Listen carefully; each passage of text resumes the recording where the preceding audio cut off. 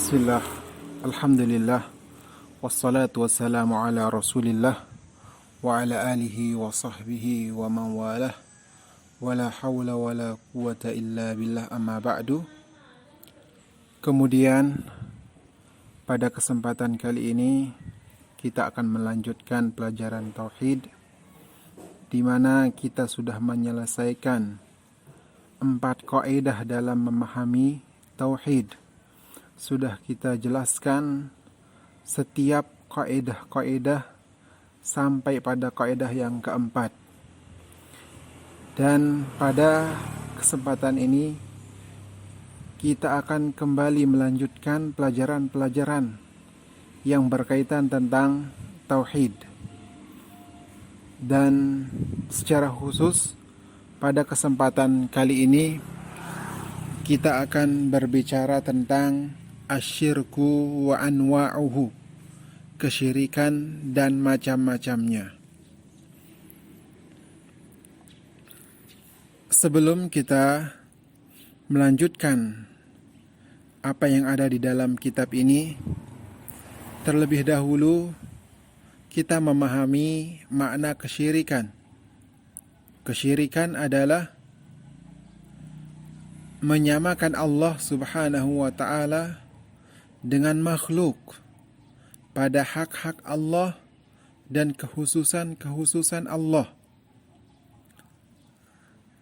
Kita menyamakan Allah Subhanahu wa ta'ala dengan makhluk dalam perkara perbuatan-perbuatan Allah, dalam perkara nama-nama dan sifat Allah, dalam perkara beribadah kepada Allah Subhanahu wa ta'ala. Itulah yang disebut dengan kesyirikan, yaitu menyamakan Allah Subhanahu wa ta'ala dengan makhluknya. Menyamakan Allah dalam hal rububiyah, uluhiyah, dan asma wa sifat. Dan syirik itu bermacam, dibagi menjadi 2 macam. Ada syirik besar dan juga ada syirik kecil. Syirik besar adalah syirik yang Allah Subhanahu wa ta'ala sebutkan bahwasanya pelakunya tidak akan diampuni oleh Allah Subhanahu wa ta'ala jika dia mati dalam keadaan atau belum bertaubat dari perbuatannya, yaitu kesyirikan. Syirik besar seperti yang Allah sebutkan juga bahwasanya pelakunya diharamkan masuk ke dalam surga dan dia dikekalkan di dalam api neraka. Begitu juga syirik besar yang disebutkan oleh para ulama bahwasanya pelakunya dihukumi keluar dari Islam. Tidak dianggap Islam lagi orang yang melakukan kesyirikan besar. Dan kesyirikan besar secara makna yaitu menjadikan tandingan bagi Allah Subhanahu wa ta'ala dalam ibadah. Itulah kesyirikan, yaitu syirik besar. Di sini disebutkan oleh penulis, i'lam anna dhiddat tauhidi asyirku. Ketahuilah bahwasanya lawan kata dari tauhid adalah kesyirikan. Wa huwa thalathatu anwa'. Dan dia ada 3 macam. Jadi kesyirikan adalah lawan kata dari tauhid. Kalau tauhid itu beribadah hanya kepada Allah, berarti syirik beribadah kepada Allah dan juga kepada selain Allah. Atau beribadah tidak hanya kepada Allah Subhanahu wa ta'ala. Dan itulah disebut dengan syirik besar. Dan syirik besar ada 3 macam. Secara keseluruhan syirik itu ada 3 macam. Yang pertama, syirkun akbar, syirik besar.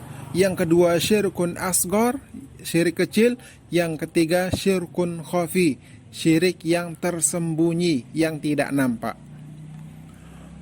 والدليل على الشرك الأكبر قوله تعالى إن الله لا يغفر أن يشرك به ويغفر ما دون ذلك لمن يشاء. Dalil atas syirik besar adalah firman Allah Subhanahu wa taala, sesungguhnya Allah tidak mengampuni, Dia disekutukan, tidak mengampuni dosa syirik dan mengampuni dosa yang di bawah tingkatannya dari tingkatan dosa syirik bagi orang yang Dia kehendaki. Wa may yusyrik billahi faqad dhalla dhalalan ba'ida, dan barang siapa yang melakukan kesyirikan, mensekutukan Allah, sungguh dia telah sesat dengan kesesatan yang sangat jauh. Wa qauluhu ta'ala, dan firman Allah Subhanahu wa ta'ala, wa qala al-masih ya bani Israil a'budullaha rabbi wa rabbakum. Berkata al-Masih, yaitu Nabi Isa, wahai Bani Israel, sembahlah Allah yang Dia merupakan Rabbku dan Rabb kalian. Innahu man yusyrik billah faqad harramallahu alaihil jannah wa ma'wahun nar wa ma lidh-dhalimina min ansar. Sesungguhnya orang yang berbuat syirik kepada Allah diharamkan baginya masuk surga dan tempat kembalinya adalah neraka. Wa ma lidh-dhalimina min ansar, dan orang-orang yang zalim, orang-orang yang melakukan kesyirikan tidak akan mendapatkan penolong, di akhirat kelak. Dan dalil-dalil ini menunjukkan syirik besar. Syirik yang pertama tidak diampuni pelakunya oleh Allah dan tidak dimasukkan ke dalam surga, bahkan dia kekal di dalam api neraka. Jadi syirik itu ada 3 tingkatan: syirik besar, syirik kecil, dan syirkul khafi, syirik yang sembunyi. Kemudian syirik besar dibagi lagi menjadi 4 bagian. Insya Allah akan kita sampaikan pada pelajaran berikutnya. Semoga apa yang kita baca sedikit ini bermanfaat. Wassallallahu ala nabiyina Muhammad wa ala alihi wa sahbihi wasallam. Assalamualaikum warahmatullahi wabarakatuh.